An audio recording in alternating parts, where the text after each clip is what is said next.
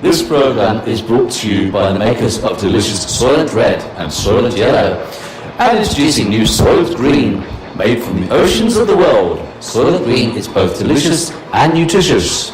Due to the enormous popularity of Soylent Green, supplies are limited. To assure your quantity, Tuesday is Soylent Green Day. Get in line early and ensure your supply of Soylent Green from the good folks at Soylent Foods Corporation.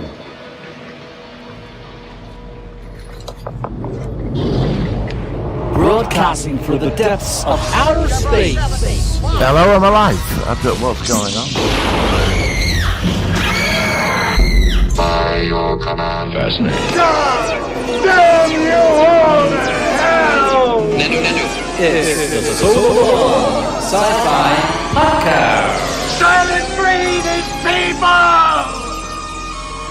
This is episode 7 of the One Sci-Fi Podcast, Soylent Green special. I'm Michael Ball, and with me is Mr. Martin Fowler. How are you doing? I'm very good. I was very impressed with your voiceover of advertising. Well, I fluffed it up the first time, which will probably end up in the bloopers, but yes, there we go. In the background, you'll be hearing the Soylent machine factories working as well, so you'll be able to realise what they're making, of course. Soylent Green, we thought would be a focus this week, obviously, as we've already mentioned. We're going to talk about it thoroughly in a minute, but first impressions, what do you think of Soylent Green as a film? I reviewed it on YouTube about a year ago. I bought the Blu-ray and I found it extremely depressing. Yes, it's not exactly a comedy series, a comedy film, is it? There's no hope in that film. Yeah, well, I really want to bounce off with you with this one as well, because this is an interesting one. So let's quickly go into news of the week, sci-fi news, and then we'll make that our main focus of the week. So let's hit the jingle. Working. Solar Sci-Fi News. All right, so this week, from my perspective, the build-up to the new Star Trek Picard series is kicking into gear. I'm not sure what to make about this new series. It's going to be quite a big departure from Star Trek. Have you now seen the short Trek, the Mars one, the Children of Mars? Yeah, the Children of Mars, yes. What did you think of that? Well, it was all right. I mean, it was about two kids like bullying each other, and yeah, and then her dad working at Utopia Planitia, and then suddenly it all gets destroyed. The size of that strike force to attack Utopia Planitia would have been massive. Yeah, it's one of the most defended places in the Federation. There are literally 10. I mean, it's a development. It's a ship development yards. Yeah. And when we saw it on Voyager before, there must have been at least 15 starships we saw in dock. This one showed about 4 non-canon ships as well, and it looked a lot smaller, and they were like fighters. They were like marquee fighters. They'd never get it. No. I mean, the Borg could do it. I get that. But it didn't. It seemed a bit. I mean, from what I gather, these ships are actually these androids, some simulants or something. Which, from what I understand, although I don't know. I thought they were Romulan. Yeah, that's what I'm saying. I heard originally that it was going to be they were Romulan ships, but now I've heard that they are simulants. There was something to do with the development of data, where they're trying to make positronic brains and put them into artificial android bodies. And we have seen some clips of 1 or 2 of these looking androids with numbers on their foreheads. One of the reviewers said that what they saw one of these ships before, but it had a Starfleet emblem on one of the ships. So it's looking less likely they're Romulan, they're actually Federation. So this is speculation, of course. Of course it is, yeah. Do you remember there was an episode in The Next Generation where that guy wanted to take data away? Professor Bruce Maddox, I know it very well. Yeah. And it's called Measure of a Man. Excellent episode. Yes. And there was that court case. There was. And Picard gave that speech about enslaving a sentient race, you know, all that. Yeah, that's right. So we've got a load of datas now running about a slave race attack at Utopia Planitia in Starfleet vessels. Yeah. So, are you kidding me? Is this for real? Yeah, but this is why I'm starting to have more doubts about this series. I'm just starting to get a bit of. I'm getting a bit of red alert myself. I thought the early trailers looked alright, but it's already starting to be falling to bits with a lot of these issues already. And of course, then it means that they've ignored the idea of a sentient artificial life form, which was also redone in an episode of Voyager, where the holographic Doctor released book. He released a holographic book, which ended up on Earth, and then of course it started going on about his rights as an individual and stuff like that. So technically now they've covered this issue twice with artificial life forms. Why is it now, by the end of the 24th century, in Picard's future time, are they? Well, we don't know. Like I said, there's some reason why. Like I said, this is speculation. It might not be this, but this is what I'm getting an impression that some sentient artificial life forms are attacking Utopia Planitia. But as to what reason, why, I don't know. Well, it's on the positive side. Today's the premiere of it at the Odeon in Leicester Square. I got invited to that, but I had to go down there. Yeah, I mean, we talked about this last week, I think, and you said, no way, you've got to wait out there for 12 hours, whatever. No, but also, if you go to Piccadilly Tube Station, they've changed the tube signs. They put a Starfleet emblem over the tube sign. Really? Cool. Piccadilly, yeah, and there's something they've called it Piccadilly or something. Piccadilly. It's only for a couple of days promotion. Oh, I'd love to get a picture of that. That'd be quite funny. I'm going to pop down there tomorrow. Oh, right. Look, if you don't mind taking a picture, if you get the chance. I will send it to me, and then we'll put it on Twitter, on our account, at One Scifi on Twitter, and people can check that out, because I think that's quite funny to share. Yes, so, brilliant. I'll call that tomorrow. Excellent. So that's the one aspect. Of course, the other big sci-fi series, of course, is the next episode of Doctor Who. I saw your review on Sunday, which was interesting. Yes. I was a bit underwhelmed, to be honest with you. I need to see it again. It was all right. But then, of course, on your show, we won't go into it too much, but you had an interesting person sending you messages during the show, which was really trying to throw you off. So, like I said, that was an interesting development there. It was okay. Of course, it was reinforcing the fact about talking about looking after the planet or pollution and all that sort of stuff. So I think these things need to be told. I think one thing which actually put me off was I've never been a big fan of the Doctor Goes on Holiday episodes. The one which I remember was it Paradise something? The one with the Seventh Doctor, Paradise Towers. And there was the other one, Delta and the Bannerman. Now Delta and the Bannerman is a guilty pleasure. I actually like that episode. I think it's fun. I do, but I couldn't stand Paradise Towers. Paradise Towers, the one with the. It's with Richard Bryars, where he ends up with painted grey and he looks like a Nazi. It was terrible. Yeah, I didn't like that one. That was awful. But I like the Heidi High thing of Delta and the Bannermen, and I thought that Gavrock was quite a funny villain, and of course you had the Shimran Queen with the baby. I just thought it was cheesy as hell, but it just worked for me. Sometimes I like something and it doesn't make sense why. I just do. And they travel through space in a Wallace Arnold coach. Yeah, that's right. It explodes, and then of course satellite hits the front of it, and then you see. It's really, really daft stuff. I know. I like that one. I think it's quite fun. I like it. I think it's quite a funny episode. But this episode this week, it was all right. I need to see it again, but for some reason, I like the 2-part Spyfall episodes. But this episode is the weakest one I've seen for a while, at least for me. But I know you liked it. I quite enjoyed. I mean, obviously there was a couple of flaws in there, but I like it. I like it when the Doctor gets serious, like for about 30 seconds. There's still too many. There's still too many companions. That's the problem with this series. Yeah, I agree. They need to go. It's time now. Yeah. But when she turned around and said, when we, I thought to myself, I bet they're on Earth. And there was another thing that's undone the Doctor Who thing as well. I know you're going to say you're going to talk about alternate universes, alternate timelines. So really, everything the Doctor's done, he's been travelling through alternative timelines for the last 50 years. But we've seen alternate timelines before.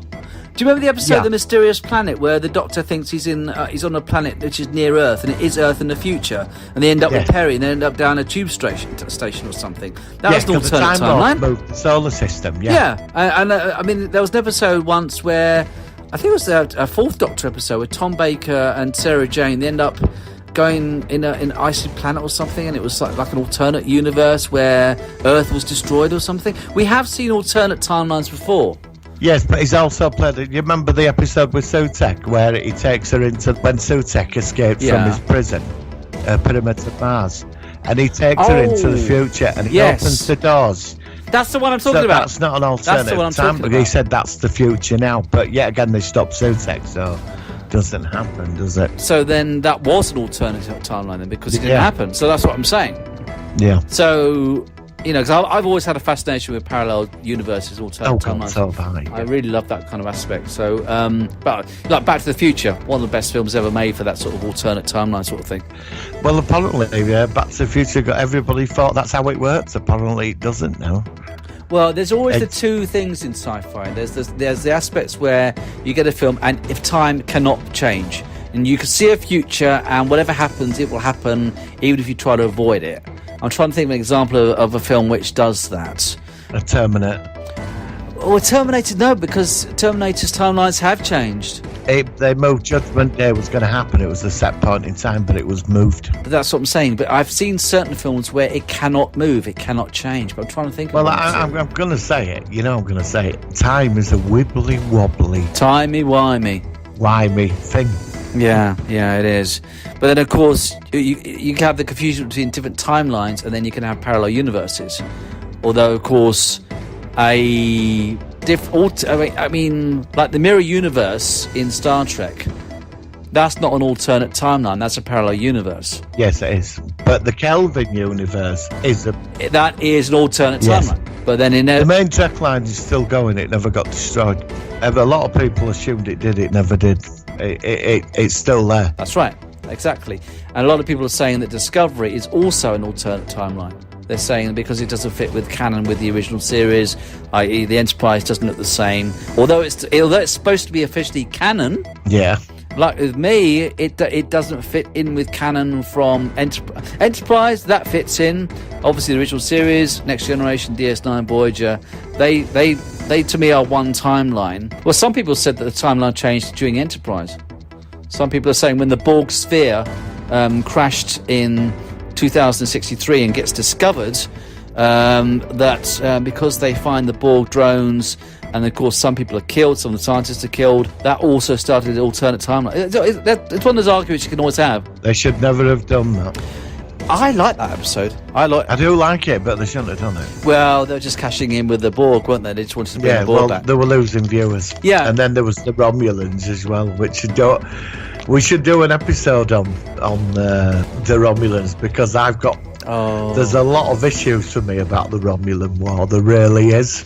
Well, of course, we never got to the Romulan War in Enterprise because it was cancelled, but of course, they did try to do things like we didn't see Romulans on screen, although we saw them off screen, so the Federation still doesn't know that the Romulans are related to the Vulcans. Yeah, but they would have seen the bodies, because when you were destroying Romulan ships in that war, the bodies flying all over the screen. You're bound to have actually done that. Yeah, that's true. That's a good point. Yeah, nobody figured it out. Yeah, that's the problem with sort of sci-fi shows like that, and also Doctor Who. If you can get such a big fan of stuff, you can really, really rip it apart and realise that doesn't work, and this doesn't work, and that doesn't tie in with that. But I don't know. We're just two geeks, aren't we? We tend to. Yeah, we are. You know, we need a life. Yeah, well, I don't care. I mean, I enjoy my vice, which is sci-fi, and I do. I like to tear it apart and pick it. I've had many debates in the pub. Oh no, I still love it. I don't care. I mean, in the end, it's entertainment, and if it's not perfect, what is perfect in the world? I love it, and so do you. So. If you want crazy time travel, watch Time Tunnel. That don't make any sense, but I love it. Oh God! And of course, it had the James Darren, didn't it, who played Vic Fontaine in it? Yeah, Project TikTok. Yeah, I like that. I like that series. Yeah. It only lasted one season. They didn't get home, did they? Well, apparently there was a season 2 plan where they do get back, and then they start going on missions every week. Yeah, it was a good series. It was a good series. I loved the installation. It was 2 sound sets inside, you know. Really? Yeah. Oh, cool. And of course, that tunnel was nearly over 100 foot long in length. But you could still see shadows in it sometimes, even though it's supposed to look like it's further deeper in. You can sometimes see people's shadows. But it was a very cool set. Oh, yeah, definitely. Erwin Allen, I love him. And it also reminds me slightly of the Stargate set where, both series, you have this spherical object and they walk into it. And, of course, one is, the Stargate, one is a time tunnel. But the Stargate set was also fantastic, the SG-1 set. Yes. And we have got to do a special on that soon because, like I said, I've been saving up some of the big series. But, of course, Stargate, we could do three episodes on the 3 different series. We could do different episodes per Doctor on the Doctor Who. We've got the 5 Star Trek series, so loads to talk about. All right, so that's that from that perspective. Any other news that you want to share with us? We've had the Black Widow trailer, which looked okay, and Morbius, Morbius the Vampire? The Marvel Vampire, which is now connected to the Spider-Man universe and Venom, and because in the trailer, Michael Keaton, who played the Vulture, turns up at the end. So Morbius, who's the Spider-Man character. So that's beginning now. There's some kind of... There's also some other water-based... It's like Alien, but based on the water or something. I've not seen... I don't know What's anything it called? about... Water something? Water. What is it called? I saw the box on YouTube, but I've not watched it. What do you know anything about it? No, I just heard somebody on Facebook saying that it's very much like a underwater-based version of Alien, and I was a big fan of the Alien films, especially the early ones. So it could be good. Will it be like The Abyss? I'm a big fan of that film. Oh, I've got The Abyss. I need to see it because it was one of the very first CGI films. The director's cut with the extra scenes were just magnificent. I need to see that. I've got The Abyss. I've not seen it for 15 years. It's one of those films. You're going to enjoy it. Yeah, I will. I'll watch that one. And I think in future shows, I'll try to. If we talk the week before about what we're planning on watching, like I said, some episodes will feature on a film. Some will feature on a TV series, but I definitely want to do that. We're already talking about next week of focusing on Children of the Damned, isn't it? Yes, the Midwich Cuckoos. Yeah, like I said, I saw the one recently with Christopher Reeve, which I thought was good, but I remember the original was a British film made in the 50s. Oh, you're gonna love that. I need to find a copy of it first, but I'll try and give that a watch. I looked on YouTube for it and it's not on there. There's clips. I was surprised. I thought it might be on because it 1957. Well, it's funny with YouTube. Some things are there and some things can be there for 20 years. Some things can be there for 10 minutes and they get taken down. It's like with my channel. Certain things have been there for... Well, I've been on YouTube for, 13 years nearly. Been going that long. And like some of the classic Candid cameras. I mean, one of them has reached 750,000 views. Which is crazy. Wow, that's incredible. But it's just lucky I kept the tapes. But what I'm saying is other stuff, like Beatles About, I had some of those and they got taken down, which is weird. Did they? Yeah. What about your Candid camera stuff? I've watched quite a bit. They're fine. They're fine. But I think it's because it's older. I think it's like a licensing law based on the time. Yeah. And I think if it's over 25 years. But then Beatles About finished in the early 90s. So I don't know. You don't know. Like I said, you don't know where you stand with YouTube. But and also, I know it's slightly off topic, but my God, YouTube's full of adverts now at the moment. Every time you go into something, it's adverts literally, and some of them every 2 minutes. When you're just getting into something, it's getting worse and worse and worse, and it's like thing pops up, like a movie type advert, and you're like, I don't want to watch this. I wonder if you can get like a blocker or something on YouTube. Ad blocker. I think a friend of mine says you can use something called ad blocker. Yeah, I've heard that, but I wonder if it works on YouTube. I don't know. Yeah. All right, we're going off topic, but that's something to think about. Anyway, so there we go. Anything else you want to share? No, I think that's it. I mean, that's all I know it's new that's come out this week. It's them 2 trailers. Been a big thing about the Black Widow trailer. Yeah, definitely. And I think next week we'll mention this, that we'll talk about... Well, next week will be just before the Star Trek Picard... when is it? It's released next... is it Thursday? The 24th. What day of the week's the 24th? I think it's Thursday, isn't it? Yeah, so we normally record on Wednesdays. But you're talking about for your channel. You're talking about doing a live stream, which possibly I could be involved with. Yeah, I mean, if you want to do it. It could be good. It probably won't be till about 10 o'clock at night, though. Yeah, I need to see it first of all, and then we could sort of I think we should have like an early reaction sort of thing. I'll contact you over the weekend. Yeah, okay. Let's try and do that if we can. I mean, like I said, at 10 o'clock, I mean, that should be fine with me. Yeah, well, like I said, it's not definite, but it would be good to get that sort of reaction out there, especially with some of your subscribers and stuff, and see how they feel about it as well. So, and of course, coming back to the podcast, we'll mention that and do a big feature about it. And maybe, with your permission, I can rip off some of the audio and perhaps incorporate it into a later show or something. Yeah, definitely. Brilliant. Excellent. Excellent, lovely. All right, let's go into the Solar One Sci-Fi Focus of the Week. Are you ready? Oh, yes. Okay.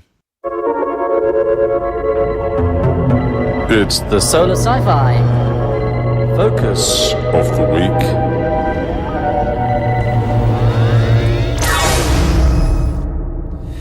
All right, we're talking about a classic film from 1973, and it's a film probably I saw in my early teens, and of course, I don't think I knew the twist. So when it finally came out at the end, I was quite shocked by it.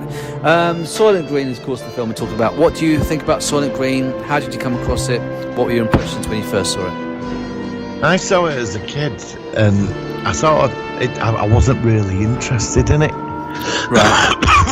As a kid. Right. And then, do you remember Movie Drone, Alex Cox? Oh, I used to like Movie Drone. Yeah, that's a long time ago. That was a long time. Well, he did a double bill, and it were on. Right. That and Omega Man was on after. And of course, they both star Charlton Heston. Yes, and I watched it, and my God, I was depressed. I mean, it's a great film, but even with like Omega Man, there's hope. In that film, it starts off, the music really cool. The credits are really impacting. Oh, I know. Yes, I know. You get all the cars piled up, and you get the crowds all fighting, all freeze frame, a lot of pictures. It's really creepy. It's really good. It is, and I was watching it, and I got really into it because I didn't remember. You see, when I watched my review about it today, I made a year ago. All right. And because I picked up the Blu-ray. And I forgot the ending, and then when I watched it about a year ago, which I was thoroughly depressed after it, but I remember his death scene. It was in the church. I thought he died on a conveyor belt, shouting, "We're all biscuits." No, because he ends up back. Yeah, he ends up back with the crowded church, and that guy that he's chasing. I think he kills the other guy, but then someone kills him, and he's wounded. Then he tells, obviously, the detective and the guy above him, played by Brock Peters, about the fact that obviously Soylent Green is made his people, and of course you got to tell them with that wonderful speech he does at the end. It's very interesting because, of course, like I said, the Omega Man and Soylent Green must have been made at similar times, and they do that. What a double bill! First of all, I mean, what a great choice. That must have been that night to have both those films on the same night. Yeah. I mean, you wouldn't get that now, would you? All you get is bloody X Factor and Strictly Come bloody dancing. No, first film were on absolute at shite.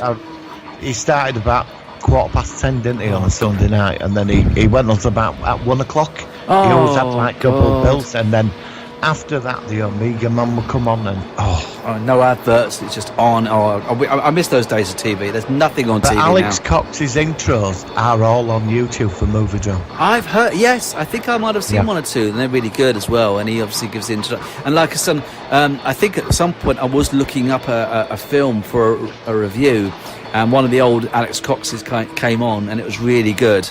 Because even though it's a short thing, it's really spot on his opinions, and it's like Mark Kermode. I like Mark Kermode's reviews of films, and I'm always checking out. If a film comes along, I often just think, what does he think about it? And for the most part, I agree with his films. Although he did like Return of the Jedi, so not Return of the Jedi, The Last Jedi. So he's not perfect. Was it Donald Pleasance with him? Soylent Green, wasn't he? No, the guy that's in Donald. You mean the guy who was eating the food no, that was the guy I've got the information here. It was... how's it coming up? There's that scene where they're in a tent in New York. It's like an environmental tent, and he's feeding plants and that. Edward G. Robinson was the guy. No, it's not him. It's I think he works for the corporation. Does he? I don't remember that. There's a scene where they're in this blow-up tent. It's like an environmental, and he's doing something with plants or something. I think he's one of the corporate people for the Soylent Corporation. Donald Pleasance? No, I don't think No, I don't think it is. I'm looking up the actual cast list at the moment. Of course, Brock Peters, who of course we know from Star Trek Deep Space Nine's in this as well, and of course he's in Star Trek 4 and 6. He was good as well. And of course, I was looking up some information this week about this film. It turns out that Edward G. Robinson died about a week after making this film, and the very last scene he filmed was for him in the place of release, whatever the term was, though, where he sees the lovely images on the great big screen of the fields and the rabbits. Oh, that is such a powerful. I know, and the music was so good. The music was just so applicable in that film. But apparently, the actor died about a week after that scene, which is really sad. He was going to be. He played Dr. Zaius in the test footage for Planet of the Apes. Did he? I didn't know that. On the Blu-ray and DVD. Before they went with the concept, it was set in like a modern day world. Right. And Edward G. Robinson, he's like an ape or something. He's like Dr. Zaius. But he wouldn't do it because the makeup and... Oh, so who ended up playing Dr. Zaius? I forgot his name now. The other fella who... Yeah, the thing is, you see, I don't know if I know the actor. I might have recognised him without the makeup on. Yeah. But of course, I just know him as Dr. Zaius from the original Planet of the Apes film. Yeah, you will. He was in a lot of stuff back then. Yeah, cool. A bit of interesting facts here, because this film is set in New York in 2022. And it has New York, it says at the beginning, has a population of 40 million. In the real timeline, go back to timelines, the population of New York is just under 20 million. So, oh God, no. Yeah, I looked it up. Yeah, in 2019, it was 90,500,000. So it's a bit kind of scary when you actually get there. That although I read the population in London's something like 10 million now. I don't know. God, we're moving there then. Well, I mean, I'm very worried about the population explosion, and they keep saying that apparently, I don't know if we've talked about this before, but they say it's going to level out apparently in the next couple of decades. But apparently there's only enough resources on Earth to sustain 10 billion people, and we're up to 7.5 billion. Yeah, we will be. Yeah. And of course, I remember back in the 80s there was something like only 4 billion. Now that's I won't swear, but I could swear. I'm not going to. That's scary. I think that's scary. I mean, I think about, I'm a family man, and I think about, when my kids are my age or something, what the world's going to be like. The weather patterns are changing. I mean, in the UK, we've had one of the mildest winters I've ever remembered. And it's been one of the wettest winters as well.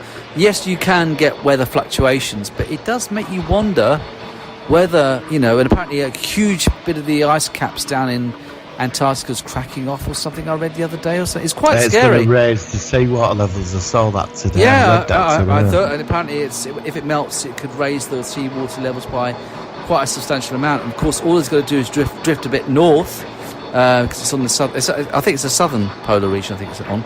And then, of course, the higher it goes, the warmer it will get, the quicker it will melt. So I hope your subscribers are enjoying this show. I hope it's not depressing you. Well, I mean, look, I'm a great believer in the human race. It's. Are you an optimist? Are you an optimist about our future? Well, what do you think? Yeah, I am. Yeah, because at some point, it's got to stop. I mean, she was right what she said on Sunday. That's why I was quite impressed. She simplified it. She said, "Well, the house is burning. You're all arguing who's doing washing up." Yeah, and I think that was quite powerful. But my worry is that look, I shouldn't. We're not racist, but it's different countries have different philosophies, and you worry about, like I said, the Western cultures aren't perfect, but you can also say that some of the places in the Middle East or Japan or China or India, if it depends on their leaders and what they feel about the future. Well, that unfortunately is going to say in the remake of The Day the Earth Stood Still, there's that scene with Klaatu, and he says to John Cleese, that scientist, and he says the human race gets its moment when they're at that point, when they decide to change. I think we're fast approaching that moment now. Well, I think the problem is that it's going to take some sort of climatic catastrophe to make these sort of people realise, oh my God, what have we done? And of course, if that does happen, then is it past the point where we can course correct and perhaps do something to sort things out? That's it. It won't matter about your culture, your politics, your country, your border. We all live on one planet, we breathe the same air, and we haven't got the technology to go and move anywhere else yet. No, well, that's the thing. All we need is one big development in technology. If we could get out of the atmosphere much easier, and then that'd be great. Well, they discovered something the other day. They've created a new life form. I saw that, like a replicate. It was. I think it's something you put on Facebook. It was really quite creepy. It was something to do with cells that can repair stuff. Yeah. And it's like organic nanites, but they've done something with them. They can do, apparently, it's experimental at the moment, but they've started opening the door on this.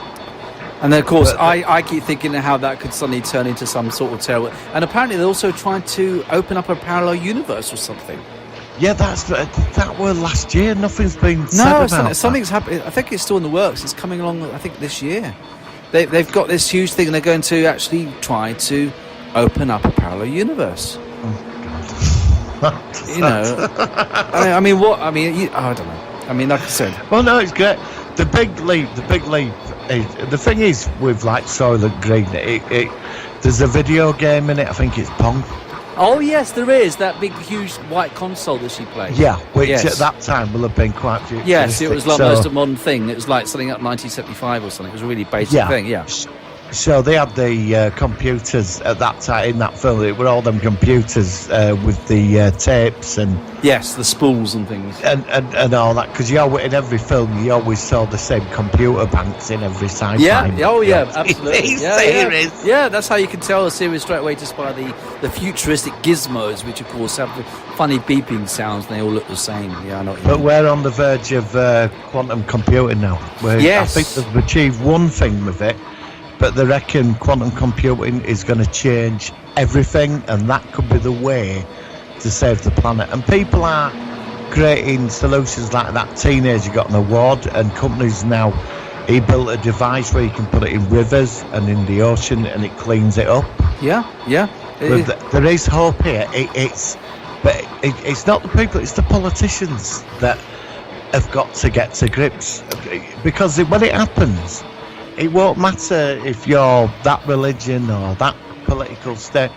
We live on one planet. We all breathe the same air. It doesn't matter. We know, it's politics that screws it. Well, one thing which is, of course, Martin's biggest no-no, and I would never mention it, is the politics issue.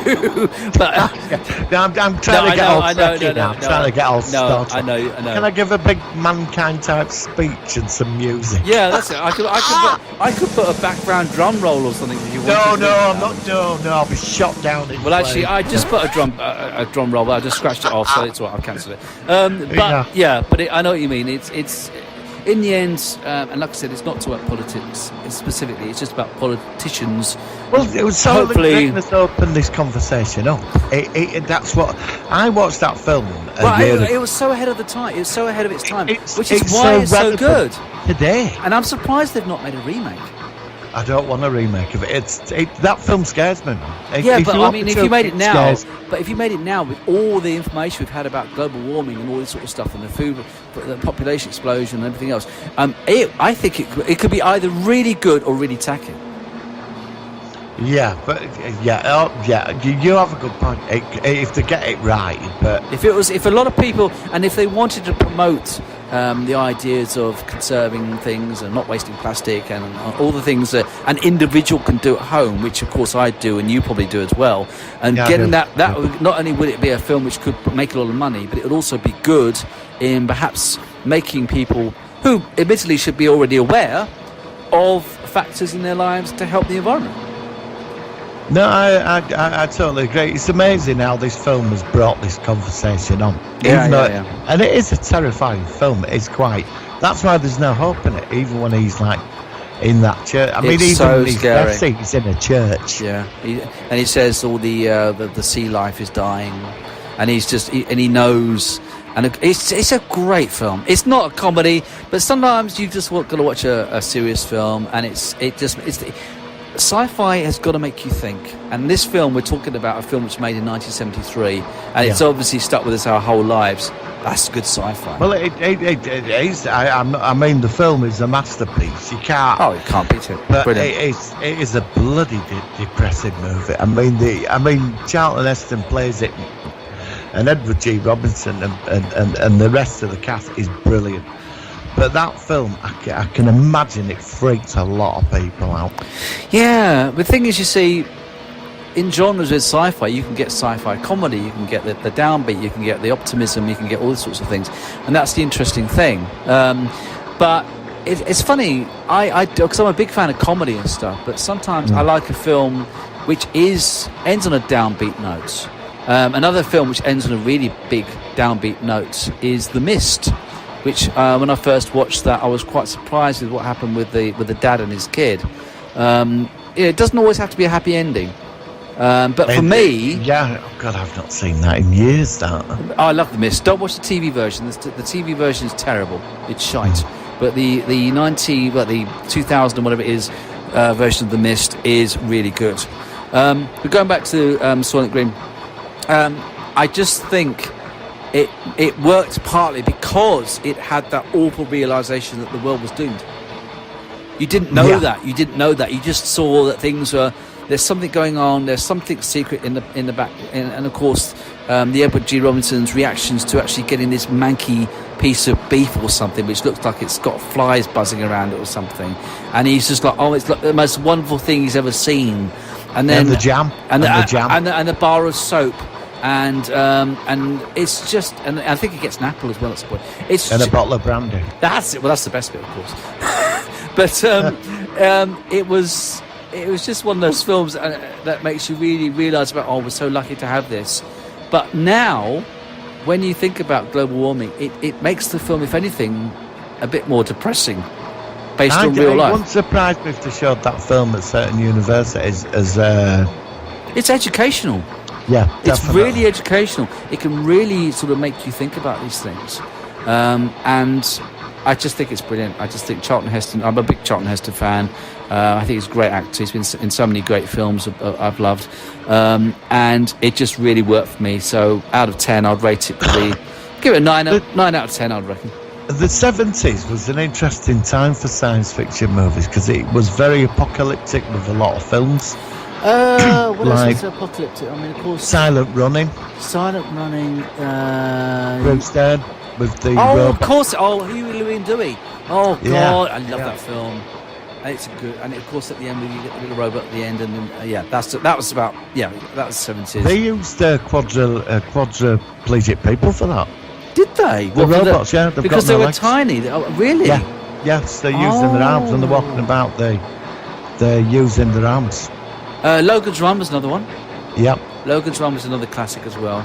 That was made in the 70s. Soylent Green again, but that had a more of an upbeat ending, even though the character was killed off. What other series shows in the 70s that were like that? I'm trying to think. There was Omega Man. Oh yeah, Omega Man. Yeah. Planet of the Apes. Yeah, Planet of the Apes. Number 2, which is insane. The second Planet of the Apes film? Yeah, Beneath the Planet. I like that. I thought it was quite good. it. Do you know, I watched that one night a few years ago. I was hammered. I was having a kebab. And it was on at 1 o'clock in the morning and we're all worshipping. Why is it always a kebab? Go on. I don't know. Because these things appear. Yeah, you sort of come in about 1 o'clock in the morning and they're on. It's like War of the Worlds. Well, I was going to say, 18th War of the World. Yeah, I wouldn't want to see the new one with a kebab at 1 o'clock in the morning. No. I'd just probably chuck myself out the window if I watched that again. It is strange how certain films, and of course the second Planet of the Apes has that weird, but in the end they all get killed, which is it is what I mean. There were all these like the 70s stuff. They had that weird technology, and it were all these cold rollerball. That's a perfect. Oh, example. Yeah, James Caan and the corporate wars and the world's divided into 4 corporations. And that's right. He becomes a threat to the system because he's starting to become a bit of he's rising in the sport, and the corporate leaders are fearful of him because the people are now looking to him. Right. He's becoming bigger than the corporation, and the guy, the English actor, he's famous, I forgot his name, but he's the head of this corporation. He changes the rules that you fight to the death now. Yeah. And he survives the entire game. I mean, it's a bloodbath in the final scene. Yeah. But again, you've got all that weird white rooms and 70s furniture and computers. Well, it's also like the 80s. I mean, each decade really stands out. 70s, yeah, it does. The 80s, the 80s with the synthesizer, and you think of Tron and things like that. So and obviously the Terminator as well. It's funny how each decade does stand out. But I think the 70s was a great era for certain films. Like I said, some of the ones we talked about today, especially Soylent Green. I think like films like Soylent Green and Gemini Man and Omega Man and Rollerball, these type of films what came out at that time, and Silent Running. What's Gemini Man? I don't think I've heard that. I'm thinking of the TV series. It can turn himself invisible for 5 minutes. It's Omega Man, sorry, Gemini Man. Oh, okay, yeah. I'll send you an episode of Gemini Man. You're gonna just, it's awful, but it's for another time. Okay, cool. But it's them sort of films that came out, they all had these incredibly powerful messages, and some of the predictions in these films at that time it does make you wonder. Yeah, but what the next question is that if they did, we've already mentioned remakes, could they make them in a good way with such a powerful message today? Or is it more powerful based on the time that they made it and how you're seeing it in 2020? I think an older film like them, I think they resonate more than a remake today. Yeah, that's what I was wondering. It's strange, isn't it? And like I said, I'm quite dubious about the majority of new films I see. I don't know whether it's just because I'm seeing it as an older person, or is it perhaps that when we first saw these films we were younger and they had more of a impact on us as individuals compared to if you saw it for the first time in 2020 compared to seeing it in, say, 1983 or something. But it's funny though, isn't it, that when you saw these as a kid, that even now at our age, that these films still lingered in your memory somewhere. Oh yeah, but and had an effect because it makes you think. It makes you think. That's what I'm saying. It makes you think. It's everything about it. It's the way that the world is depicted. It's the way that, like the green smog, for instance. It's a cheap effect, but it bloody works. It really works. I remember that, just the green smog. Well, look at that. Look what they did with the dustbin vans that scoops. Oh, I know. And they're sort of scooping up people like their bin bags or something. When they're all rioting, I know. Went back. Oh, God. And people live in cars. People were living in cars. Yeah, absolute chaos. And then when the character goes home to his apartment, of course, the people are like 20 people just lying on the stairs. And he's climbing over the bodies while they're asleep, and it's just, oh God, it's just terrifying. I think that's really And then scary. you go to the rich people. Yes. Living in the futuristic 70s block with the nice 70s retro furniture. Yeah, with a huge house and the Pong arcade game and things like that. And that's why he steals things like the. Is that where he gets the meat from? I can't really get it takes the stuff out of there, yeah. And he gets the jam from those girls that I think they're Are they pleasure cars? I don't know what they are. Yeah, because apparently if you work for the Soylent Corporation, you're very high up, you get one of them apartments and you get a woman with it. That's it. They're called companions. That's it. And there's a group of companions, which is where he gets the jam, and then she spots it and that the jam's gone or something. And he goes, no, he just takes a spoon, doesn't he, or something? And then, I love it. It's really good. Excellent film. I think that we just about covered this film. Unless there's anything else you want to say about it. No, I think we've had quite an interesting thing. I won't be watching Soylent Green again. I need optimism. I'm sorry. But I think I might watch it now. I think I might watch it this week because now I've talked about it so much. I just want to see it again. It would have been better in some ways to watch it before doing this review, but then a lot of factors of the film have stuck in my head. So that's obviously that's the power of that film. Yeah, exactly, and I think it will be continue to be powerful for a long time to come, even past 2022 when it's due its actual date. And so, in 2 years' time, every Tuesday will be Soylent Green Day. Well, I'm just a bit disappointed. I mean, we've still got the Mooney. That should have cleared off in '99. It never did. Yeah, exactly. We never found a monolith in 2001. No. And then we, what else is it? Logan's Run didn't happen in 2019. Yeah, and then Jupiter didn't become a sun. Oh, in 2010, yes, in 2010, yeah. We didn't get a second son, and then, I know. And then we've got Soylent Green for 2 years from it, and it's more realistic than all others. We've got to do the 2001, 2010 films or something. I love 2010. I love it. I thought it was a great sequel. I really liked it. A lot of people didn't like it. I thought it was an excellent sequel. I loved it. We discussed that bit before, when Hal says, look behind you. It just freaks me out every time, and it gets me. I'm always ready for it, and then it turns up unexpected. What, will you see Dave Bowman in the back? No, don't. Oh, okay. Well, that's for another show. We'll definitely do that. Definitely. Right, well, that's a great topic. Thank you for that. I think we should now go into the next topic, which, of course, is Predator versus And let's do the jingle first, then you can introduce it. Here we go. Predator versus... Indeed. Okay, Martin, go for it. Right, Tilt's on a mission. He's been sent by SG, by Stargate Command. He's gone to a planet he's been sent on his own to go find an SG team of scientists. He turns up at this camp. It's a world of ancients that's been abandoned. He turns up.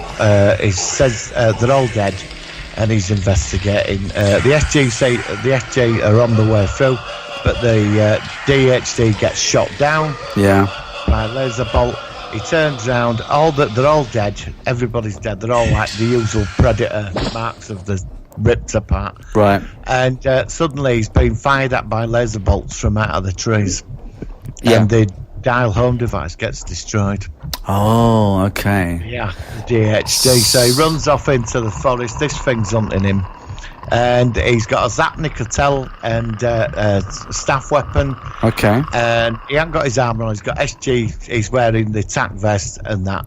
And he's got a P90 strap hanging down as well. So he starts running, and this thing's hunting him down. And Tilt's got he starts firing his P90, runs out of bullets. He uses several magazines, dumps the P90. He's onto the staff weapon. Loses the Zapnicotel. Something happens to it. It drops out. He loses it. These things happen, and he's left with staff weapon and. It's been about 2 days now. This thing's hunting him because he can't even communicate with Stargate Command, and he thinks that if he goes back to where the dead body's at, he can get some weapons. But the Predators sort of got the whole area sealed under surveillance. Yeah. Right. So anyway, he sets up a trap, does Tilk, and he uses his Jaffa senses. You know, because he's a bit of a warrior too. You know how they tune into that feeling that they get a vibe of what's going on in the area, and they can sort of tell potential threats and stuff. And the Predator reveals itself, and there's a punch up. Tilk, it's like, you remember him and Ronan when they were at it? Yeah. It's like midway, yeah. Okay. And this thing, it gets Tilk by his neck, and it lifts him up, and it's trying to pull out his symbiont. His symbiont, yeah, trying to pull it out, you know. Because he's never seen a Jaffa before, and then Tilk kicks it in bollocks, and then Ed butts it. Do predators have bollocks? Well, I don't know. They must have some. And he smacks it on Ed with his staff weapon. Okay. He picks it up, bangs it on Ed, and kicks the predator. But the predator gets its blade out. But Tilt blows its arm off with staff weapon. But meanwhile, the predator snaps the staff weapon in half. Oh. But then it gets Tilt at floor, but Tilt sticks the top of the staff weapon up the predator's backside and lets off a laser charge, and it blows the predator. The laser bolt goes right up its arse, right, and blows its head apart. Everything. And there's blood all over Tilt, and then suddenly Tilt's transported off the planet, and he's on the Odyssey ship with O'Neill there. Right. So you already decided that Tilt wins the battle? Yeah, I do. It'd be a close thing, though. It'd be a close thing. Because I was going to say that Tilt may well win because he can... I was thinking, actually, of this as you're talking about this, about that episode where he was fighting an Unas. Oh, God. Yeah, I remember that. Yeah, They're similar, as in that they're creatures that can get hit many times. And there's an episode where there's another person who said, fire the staff weapon into... I think it was O'Neill telling... I think it was a girl to fire a staff weapon into another Unas. And he kept blasting him at 3, 4, 5, 6. And then, of course, eventually then it drops, but then the symbiont inside the Unas, because they're also gold, transfers to somebody else. Yeah, I think that if he's got the staff weapon is a very powerful energy device. Definitely. So I think he would have a good chance. And to be honest with you, I can't really come back more with what you've said, because you've given the scenario, you've given the story, and you gave the ending. So that's what I'm thinking, because also the Jaffa, don't they training that? Remember that episode with Tony Todd was there, wasn't he, the actor? And he played, where they're doing that martial arts. Yeah, that's what I'm saying. Yeah. They're like the special ones. And there's another one with Imhotep, wasn't he? Imhotep. Yeah, that's the low-level system lords. Yeah, that's it. And Imhotep was pretending to be a very powerful Jafar. Yeah, and he actually was a gold pretending to be a Jafar, which is quite a clever one.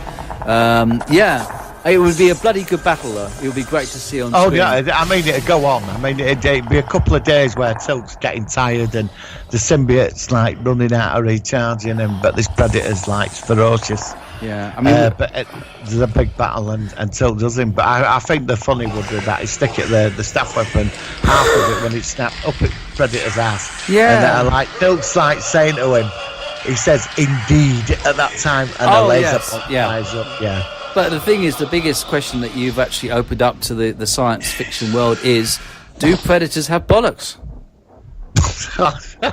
Sorry, but that's it. You started it, mate. You're it. You've now hashtag do predators have bollocks? Well, they must breed. Well, unless they're clones, or maybe they're... Yeah, I don't know. I mean... Well, we've never seen it. I know apparently there is lady predators in that's what I'm saying. We never seen bosomed lady predators, have we? We've never seen lady predators, but apparently they do exist. Unless they're asexual. I mean, they could be... It's not canon, though, is it? No. And they might be asexual or something, or how they... Yeah, maybe they stick their fingers up their own backs. I don't know. There's a lot of well, they must do all the lay eggs. I mean, I don't know. Well, there we go. Hashtag do predators have bollocks will be on the actual Twitter. You're going to put that on Twitter. Of course I have. Yeah, of course I have. That's important. Right. Somebody will answer it. Probably will. I know the bloody Twitter universe out there. God almighty. Yeah. All right. Well, I think that's a very good show. Is there anything else you want to talk about before we wrap up? No, I think that's it. I think I really enjoyed that. It went very quick. It did. It was a good chat, and it was nice to catch up with you, and a really good topic. So next week will be Village of the Damned, and I'll need to do a refresh on that. If I don't see the old one, I'll watch the new one again, so I can bounce off each other that one. I'm going to leave with a song. It's a song by somebody called John Shipe, and the song title is "Soylent Green is People." Is that a good topical song to finish with? I think that's perfect for tonight's show, definitely. Thank you, Martin, and thank you for a good show. We'll be back next week with another Solo One Sci-Fi podcast. We'll catch you later.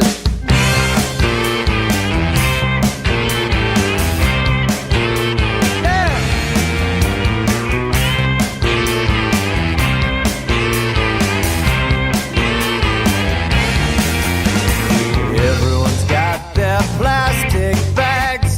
walking on through the mall.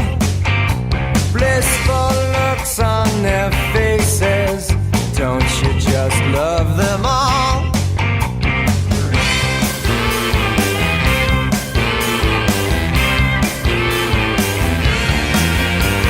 Standing around for the newscast, watching it on TV.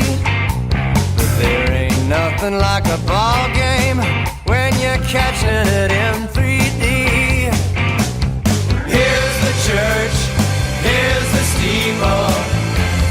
Soylent Green is people, the young and the strong, the old and the feeble. Soylent Green is people.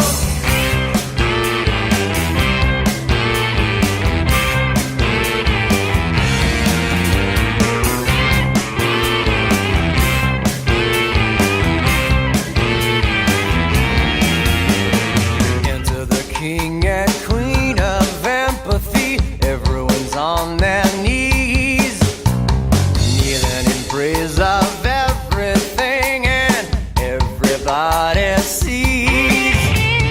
Here's the church, here's the steeple. Soylent Green is people, the young and the strong, the old and the feeble. Soylent Green is people. Here's the church, here's the steeple. Soylent Green is people, the young and the strong, the old and the feeble. Soylent Green is people.